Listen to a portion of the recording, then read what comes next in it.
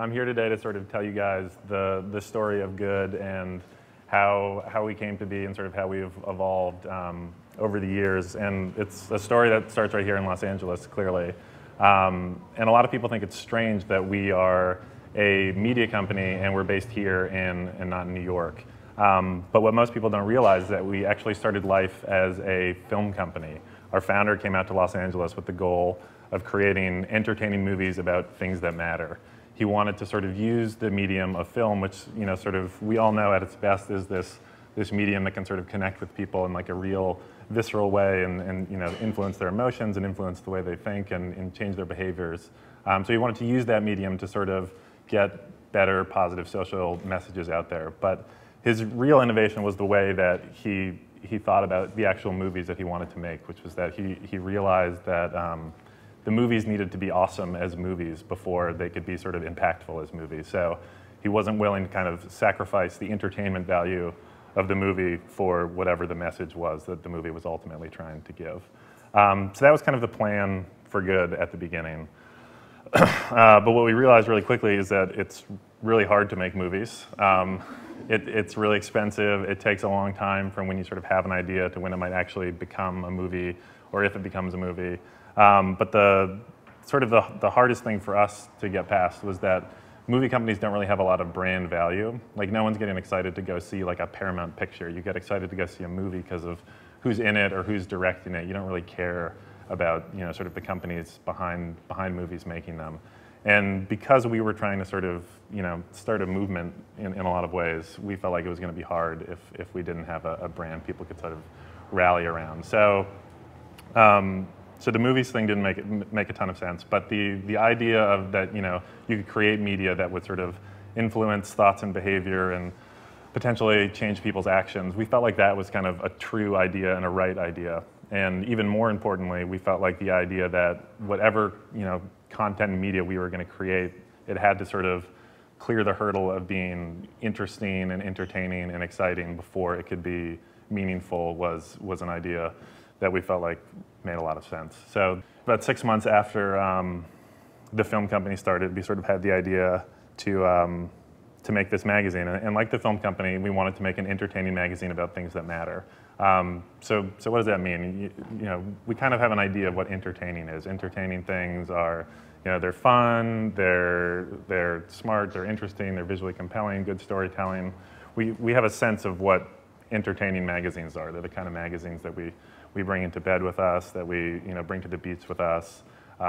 There's sort of an understood model for what an entertaining magazine is. But Things That Matter was kind of different and harder to define. We knew that there were big things that mattered, you know, like the environment and politics and the economy, things like that.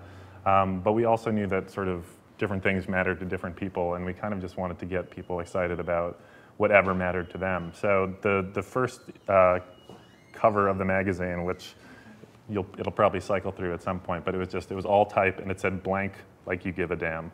And it was the idea that we just sort of wanted people to do whatever they were doing in a way that was sort of passionate and meaningful, with the hope that in doing so, there'd be sort of this, you know, positive impact on the world. So when we started, we had a very specific audience in mind, and it was basically ourselves, but also sort of all our friends, and more broadly, kind of the group of people like us who we knew were out there, who were sort of, you know, young, creative, engaged, informed, you know, excited to be out there in the world doing things, and sort of more than ever before, like really ready to kind of engage and have an impact and participate, but weren't totally sure how to do it. I think a lot of us were sort of turned off by the images that we had of kind of activism from the past. You know, the 60s radicals wasn't really our style. The marches on Washington didn't sort of seem like the it made the most sense for what we were trying to do. Chaining ourselves to trees, that wasn't what we were going for. Because this is a group of people that likes to buy things and doesn't hate corporations or think government is evil or things like that. You know, we felt like all of those things actually could help impact the world in a positive way. But we just sort of needed to show people that there was a way that you could do those things, that you could sort of live the life that you wanted to lead, and by being a little smarter and a little more educated about it, you could have this sort of secondary impact that was positive. We put in motion kind of a plan to help these people and really sort of help ourselves figure out how to engage in the world. And we knew we weren't going to do it by making anyone feel guilty or telling them that they had to renounce all their worldly possessions and feel bad about themselves or whatever they were doing. That wasn't the strategy. The strategy was to show that you could live well and do good by sort of aligning your self-interest with the broader interest. And we wanted to show that it was really easy to do that. So just kind of by way of example, I'm going to talk for a minute about the CFL, the compact fluorescent light bulb. I'm sure you guys all know these at this point. They're the little curly Q light bulbs that we all know are better for the environment, if not quite as nice looking as incandescent light bulbs. But it was sort of, it's become a real icon of the sustainability movement. And when we were getting started 5 years ago, they were just kind of starting to appear on people's radars. And we really liked the story of that light bulb, sort of the idea of it. It was a really simple thing you could do, just change a light bulb, but by doing it, you were changing the world, and that was really attractive to us. So in a lot of ways, we kind of existed to sort of create the light bulb class of activist, sort of that level of participant. And we struggled a lot internally about whether or not that was enough. Like, the problems of the world are vast and really complicated and really a lot more serious than just changing your light bulb, and ultimately demand a lot more sacrifice than just changing your light bulb. And we know that, but we felt like there were some things that were exciting about trying to activate this really large pool of people to do really small, simple things, and by their collective impact, sort of make some of those bigger changes happen. So there were three things we really liked about the light bulb people. The first is that if you decide to change a light bulb, you're sending a pretty strong message about your personal commitment to change. And ideally, for some smaller subset of all the people who change their light bulbs, it might set you down a path to make future, more impactful changes in the future. So that was one. The second one is that purchases are votes, and every day that we buy things, we're voting with our wallet. And if all of a sudden millions of more people are voting for an energy efficient alternative to something, that sends a pretty powerful statement to corporations and to governments and just out into the world in general. So we like that. And the third thing is that the potential of collective impact is really huge. The individual act of changing your light bulb is, compared to sort of the scale of the problem, kind of a meaningless act. And I don't want to turn anyone off from changing their light bulbs, but from a selfish perspective, you'll maybe save a few dollars.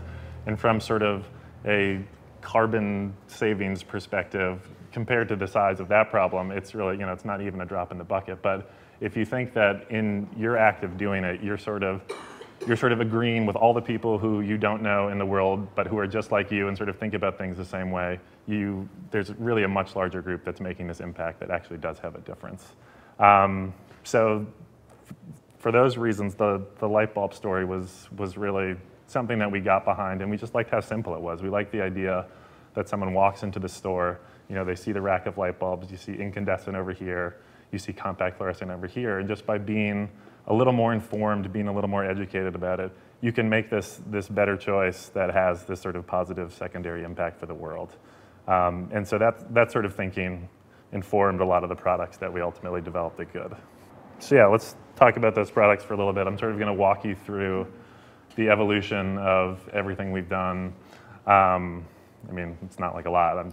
The few things, I'm going to walk you through the few things that we've done, starting with the magazine and moving to the website. And if there's time, maybe getting into our agency business, which is sort of a new area of growth for us, but that's kind of exciting.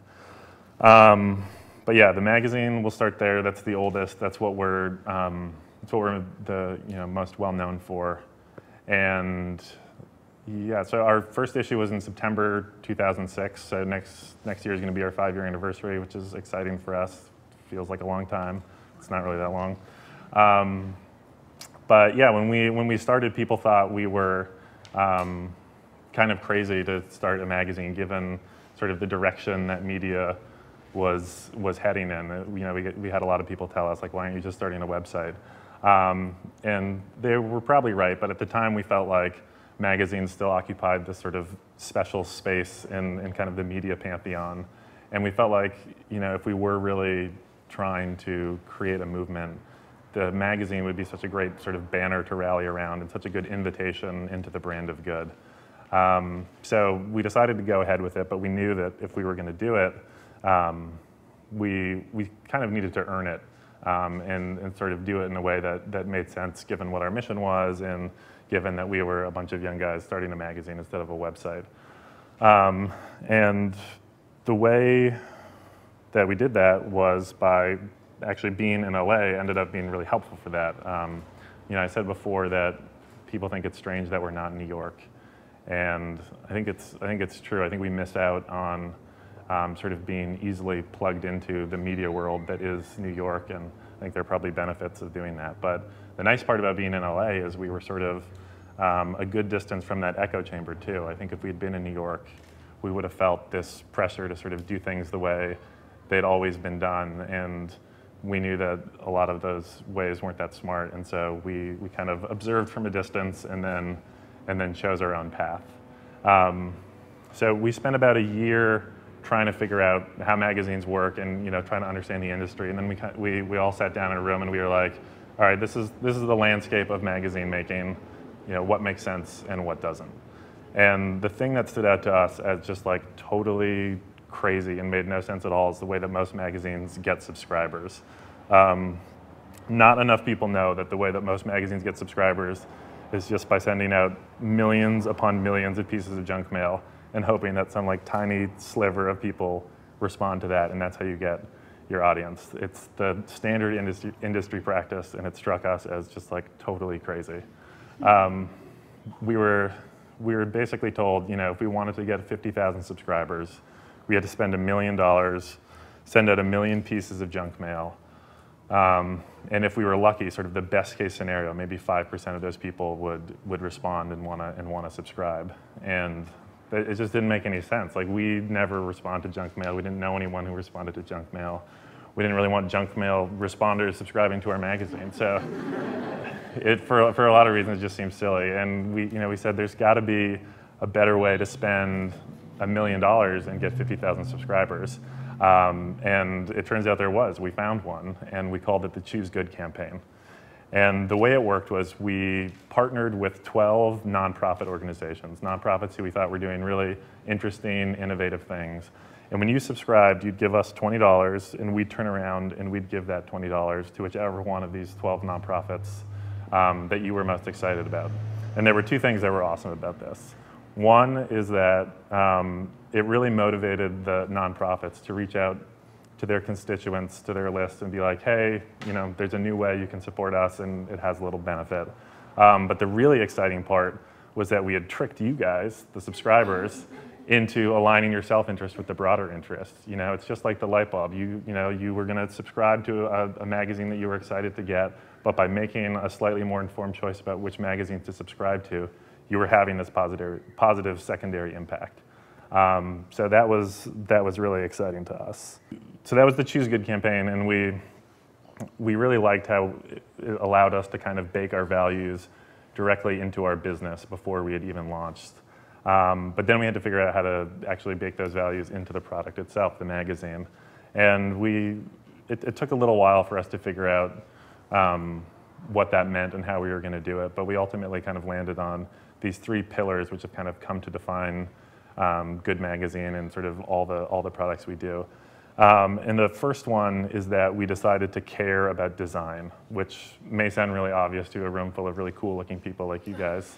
But you'd just be amazed, or maybe you'd know better than anyone, how many sort of good ideas and smart products and good businesses sort of fall away because they have ugly websites or poor presentations or bad packaging, and that's especially true sort of in the world of people who are trying to do good. Design isn't really emphasized, and so we knew that if we wanted to connect with this group of people we were trying to connect with, the sort of young, creative, motivated people, that we needed to speak in this design language. So that was our first thing. We cared about design.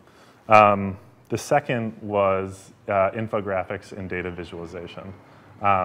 This was another thing right from the beginning where we felt like there was all this like really important, interesting information out there, but it was totally trapped in these hard to parse documents, these confusing Excel spreadsheets and corporations' annual reports and government documents and things like that.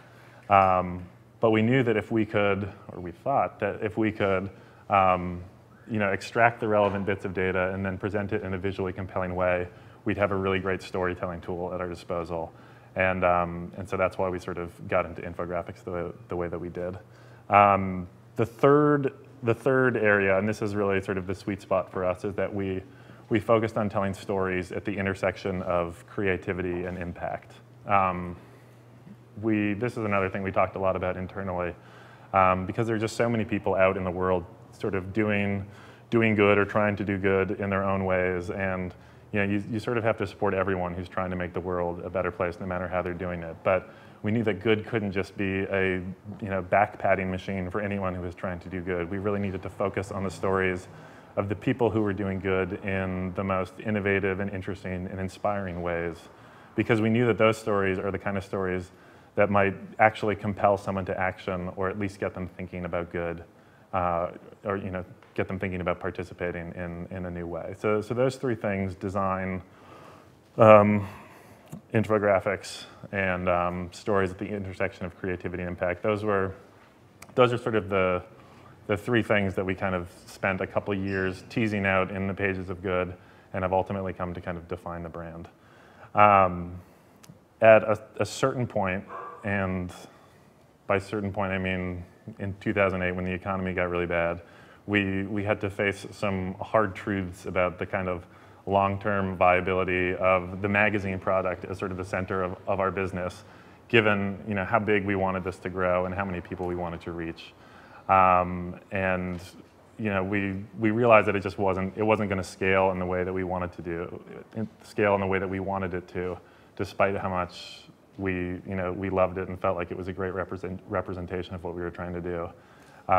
So that's when we started to get kind of serious about the web, which sounds weird because, like I already said, most people were way more serious about the web back in 2005 when we launched, and way less serious about magazines. But we did it kind of backwards, and we had the luxury of being able to build this this physical, tangible product that represented what we were trying to do, and then figure out how to bring it online.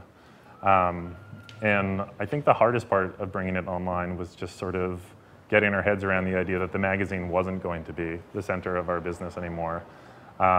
It's still the thing that I think we have the most fun putting together, and I think it's the simplest kind of representation of what we're trying to do, or the most distilled, the clearest. But it's in terms of how we actually reach people and how our business works, it's become a sort of much reduced slice of that pie. But it's been great to expand online because we've found this sort of other benefit that we knew was out there, but hadn't really been able to tap into, with the magazine, which is the ability to actually sort of connect with our audience and get them to engage with the stuff we were doing. Up until that point, we'd sort of been a one-way delivery mechanism for information. While we definitely feel like there's value in just sort of educating people and people being aware of things, like that's a really powerful tool for change. It's so much more exciting if you can actually activate people, which is what we always wanted to do. So, people, when we started sort of getting more serious about the web, it was really exciting for us to see people commenting on the stories. We sort of felt like a comment was kind of the digital equivalent of changing your light bulb. It was sort of the most basic act of participation and could ideally sort of lead you down a road that might get you involved in more ways. And what we found is that when we gave people more opportunities to sort of be more involved, beyond just a comment. They really jumped at it. We were doing a year in review issue a year or two ago, and we were trying to figure out how to do an infographic about the financial collapse. And we just couldn't figure it out. It was too vast and confusing. We didn't know what to focus on. And so kind of on a lark, we put up a post on our website that was like, hey, can anyone make sense of this? Like, send us an infographic. And we were just overwhelmed by the response. We got dozens and dozens of people sending in these really polished infographics that sort of detailed different parts of this very complicated problem. We were like, holy crap, we have a really awesome audience. This is super exciting. And it was sort of a light bulb moment for us to realize that this idea that we had about a group of people who, had this sort of desire to do more and contribute. We just needed to sort of give them an opportunity to do it. That was true, and that could actually happen. And when I think about sort of where good needs to go beyond here, I think that's what I get most excited about. We used to say for all our editorial products that good wasn't a stamp; it was more of a question. That we didn't want to tell people sort of, this is good, this isn't good. It was more like, here, we're going to provide you with all the information and all the tools, and you guys can sort of make your own decisions. But I think as we move forward, that's going to change, and it sort of needs to change. I think we may have kind of overestimated our ability to just sort of like inspire people with really cool stories about other people who are doing change in the world and things like that. I think in the future, there's a real opportunity for us to be a little more directive and be like, here are the most important problems right now. Like, here are the people who are addressing them in the most interesting and creative and impactful ways, and here are the actual ways that you can sort of dig in and help. And I think people want that and are ready for that. I think you go see a movie like An Inconvenient Truth or Waiting for Superman, and you leave the theater and you want to know what you can actually do beyond changing your light bulb or doing whatever it is that they recommend. And I think there's a potential for us to sort of provide for that and hopefully kind of graduate the light bulb level of activist into sort of the next level of participation. So that is, I hope, where we kind of go with good in the next 5 years, and we'll see if we get there.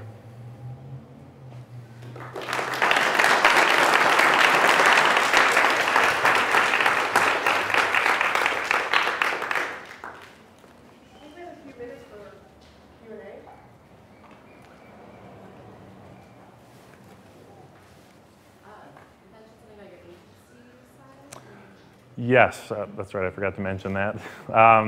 So this has been like a fun development for us in the past year and a half, pretty much, where companies used to sort of come to us and be like, here's our advertising campaign, run it in your media. And then they started coming to us and be like, help us, here's what we want to say in our ads, help us make them. And now they're sort of starting to come to us and be like, what should we actually be saying in our ads, which is a really nice development for us, not just from a business perspective, but for sort of the idea of what we were trying to do, which is kind of use corporations and big institutions to actually drive meaningful change. So to have a company like Pepsi come to us and be like, we want to spend $20 million and do something that's actually meaningful, it's not greenwashing, it actually has to have an impact, then for us to be able to say to them, great, let's give that money away to anyone who wants it through crowdsourced voting, and we'll do it, $1.5 million every month. Like, that's been a really exciting opportunity for us. So I think there's a reason that companies come to us and not one of the many other agencies that exist out there. And I think it's because we have the ability to help them sort of have the kind of secondary impact that they want to have and that we want them to have. So that's been cool for us.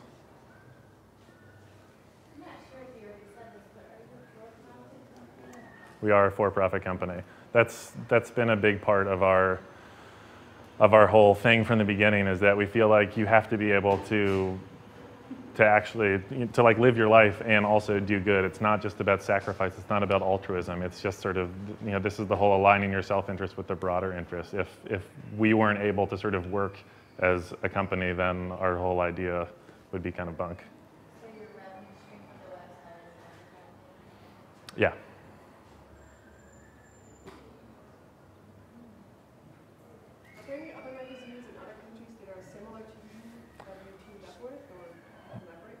There probably are. I know there's another magazine called Good somewhere else, but I don't think they're actually focused on the same thing that we are. But no, we haven't done too much internationally. That has not been an area we focused on. If you have ideas, let me know. What's the magazine circulation? So we're still about 50,000 circulation and about the same amount on the newsstand. And how much traffic? Is that something we can ask? How much traffic? Yeah, we're really happy with our traffic right now.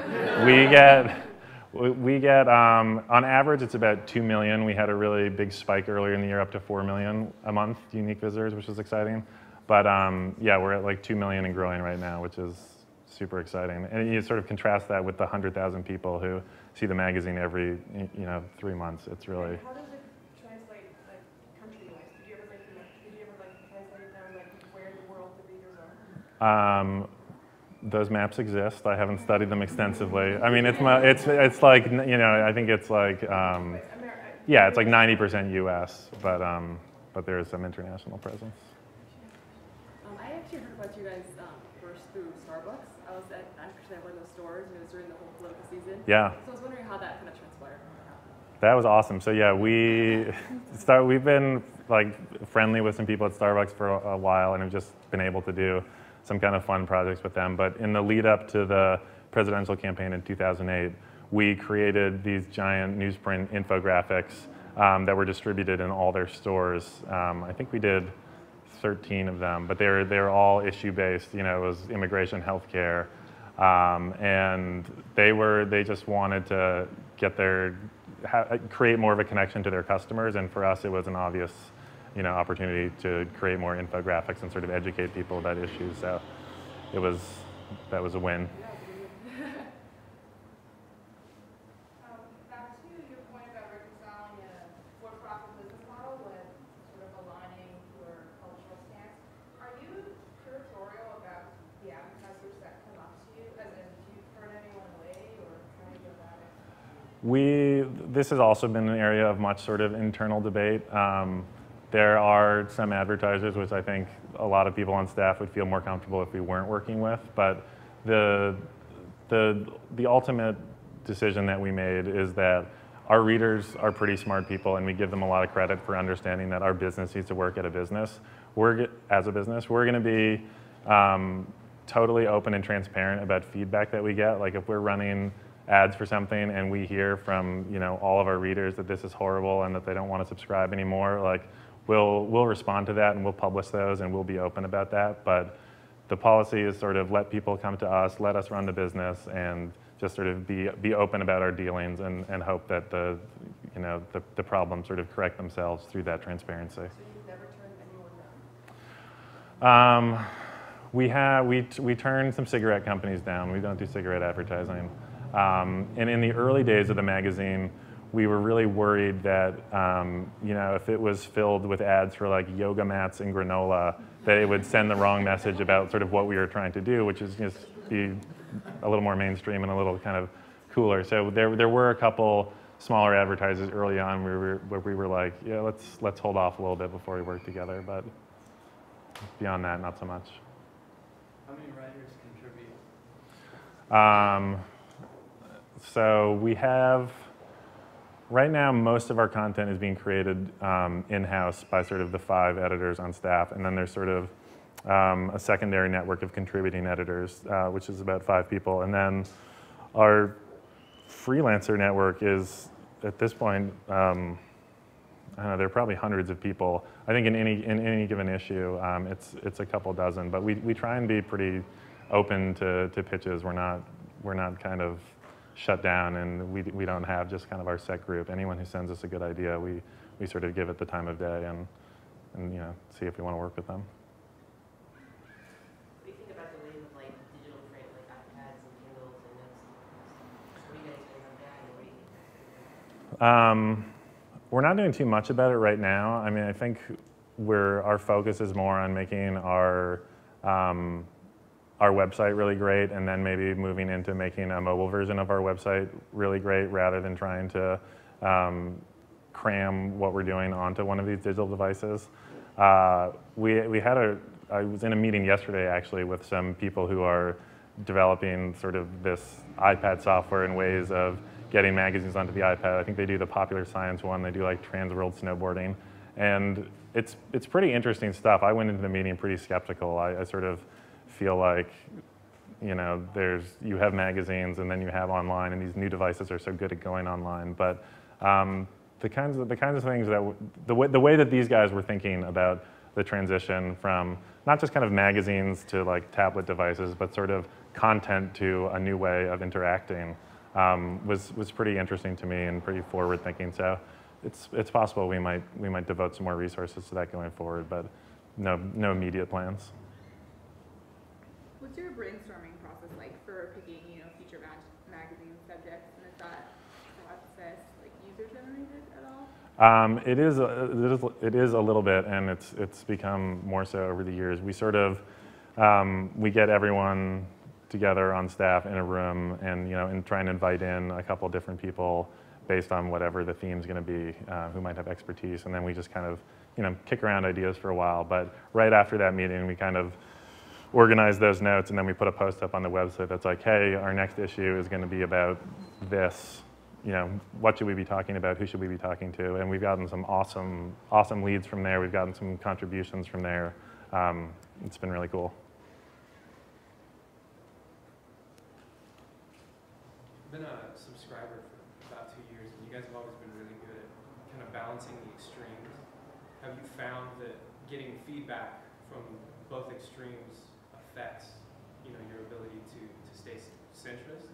When you say extremes, you're talking about political extremes? All political, and just on any given issue, you guys are really good about presenting information. And even if you do present, two diametrically opposed sides, it never really seems like it seems like you guys are presenting the information and you're not really. That's awesome. That's awesome to hear. We don't always feel that way. We feel like sometimes we're just like crazy obvious liberal, which we sort of want to be, but. I'm just wondering how you deal with that feedback, because sometimes people just tend to get pissed off about the fact. People get pissed off about everything that we do, so you sort of just kind of get used to that. And I think the best thing we can do is we don't feel the need to give space to crazy people. Right. But if someone's making a good argument that we just totally disagree with, we're fine about putting that out there, running that in the magazine or running that online to just kind of further the dialogue and hopefully enhance the understanding. What's your background and what experiences, I guess, did you have before Good that kind of wanted you to do something? I didn't really have a ton of experiences before Good. I was briefly working at an advertising agency in Boston, and that was right out of college. And then I got a call from the founder saying, "Hey, come to Los Angeles. We're making a magazine." So there's not. Do you think it is helpful that you didn't have that much experience? Yeah, I mean, at the time we told ourselves, and I said this earlier, that like it was great to sort of learn about how things work on our own, so we could decide that like no, we weren't going to send out 1 million pieces of junk mail. But it probably would have been nice if we knew a little more going into it, what we were actually getting into. So you guys weren't just like close friends, you just kind of met through the different interests? No, we were pretty close friends. I went to high school and college with the founder. We weren't actually like social friends, but we were sort of acquaintances, and I had kind of done journalism all throughout both of those things, and so when he was trying to figure out how to put together staff, he was like, who do I know who has some experience and who I wouldn't need to pay a lot, but who'd be excited about the opportunity. So that was me.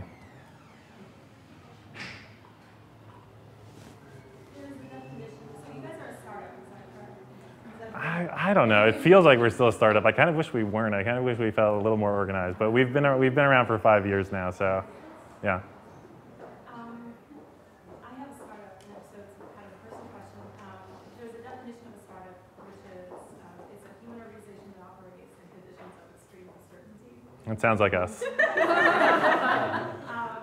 curious how. So obviously, that's awesome and super challenging at the same time. I'm curious how you deal with the challenging aspect of it, and also like the personal side of it, not just I mean, I think part of it is just we all really believe in what we're doing, and like we get excited about the fact that this is our job, and I think that's true of most startups. And I have no idea if that's just going to like switch off one day. If one day I'm going to wake up and be like, this is exhausting, I'm tired. But I mean, I am exhausted and tired a lot of the time, but not in a way that's like I don't want to do this anymore. So I think doing something that you're really passionate about, that you give a damn about, is what sustains you. But I can't tell you how long that will last. But it's been about 5 years, so yeah, 5 years is good. All right, one more question. What was I going on before here? Did it disappear? So I just have one more question in terms of social media. Sure. Like, how much do you use Facebook and Twitter? So much. It's been so crazy how important that's become for our business. We were lucky enough to be on the Twitter suggested user list, so we got hundreds of thousands of users, and I think a lot of them are probably people who just sign up for Twitter and didn't use it again. But it's been such an incredible driver of activity on the website. You said that suggested user list. I actually feel a little critical about that because that happened to me too, and my follows went up like crazy. But that's not quality. No, it's totally not quality, but it's sort of I think there were just enough people in that group that, for whatever reason, were participating in what we were doing and helped it grow. We totally know that there's a lot of junk in there, but it definitely worked enough for us to really help us out. Cool. Thanks, guys.